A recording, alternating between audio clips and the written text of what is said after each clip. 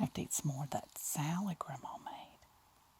It's good. That macaroni salad is so good. You know you want some more. Winnie the Pooh 5-minute stories. This is Talia again. And we're finishing up the Pooh Bear and the Piglet. And they are going to have a Halloween or was it? Alone once more, Piglet created lots of notes telling all the spookables and monstery beasts to stay away. They had to know that it was a Halloween wasn't at his house somehow. So he's telling them to go home and no ghosts allowed. Soon a storm began to rage outside. Pooh looked out his window. I hope Piglet isn't too frightened, he said. I suspect something should be done, but what? He tried to concentrate. Think, he muttered. And to one's greater surprise than his own, he did just that. Just because Piglet can't have Halloween with us, said Pooh, there's no reason why we can't have Halloween wasn't with him.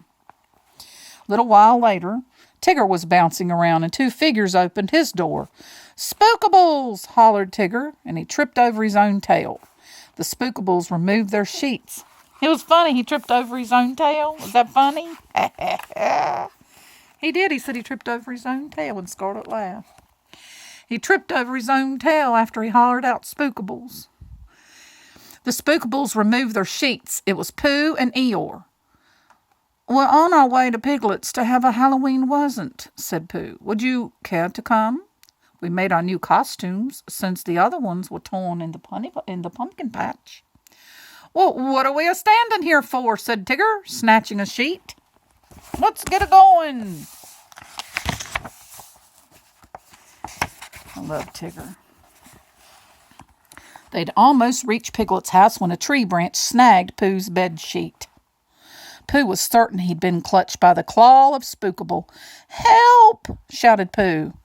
Pooh Bear? Piglet said, hearing Pooh's cries coming from just outside his house. Tigger and Eeyore, still wrapped in their ghostly bed sheets, tried to free Pooh from the branch. Oh no, Piglet cried when he saw them. Spookable's got Pooh. I must help him, Halloween or no Halloween.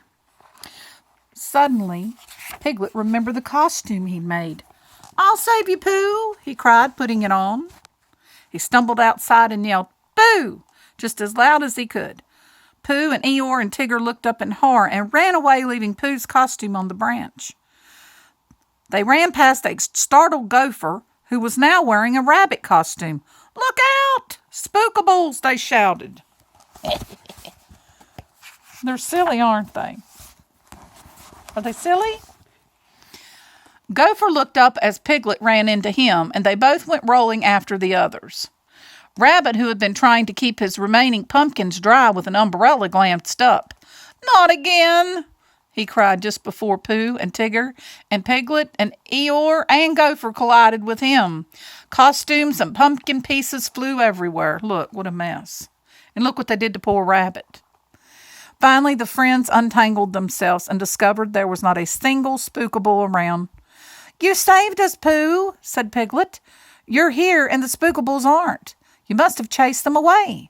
Way to go, Piglet, explained Tigger. I love to read these. Piglet's friends shook his hand. Wait half a second, Piglet, said Tigger. You aren't dressed up as anything for Halloween. Piglet realized he'd lost his costume in all the excitement. Then he smiled. Oh, but I am. I've decided to be Pooh's best and bravest friend. And that, said Pooh, smiling down at Piglet, is precisely who you are. And that was 5-minute stories. Boo to you, Winnie the Pooh. Did you like that? Did you like that story with the Pooh Bear? And it was good and you liked it? And Pooh Bear was happy to hear the story? I love you, Scarlet. Give me big hugs and lots of love because my tummy is rumbly sometimes and I have to have honey. I have a rumbly in my tumbly. Okay. Well, I hope you all enjoyed this story. And have a wonderful day, and there will be more stories to come.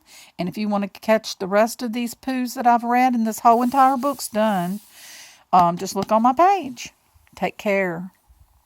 Have a good day.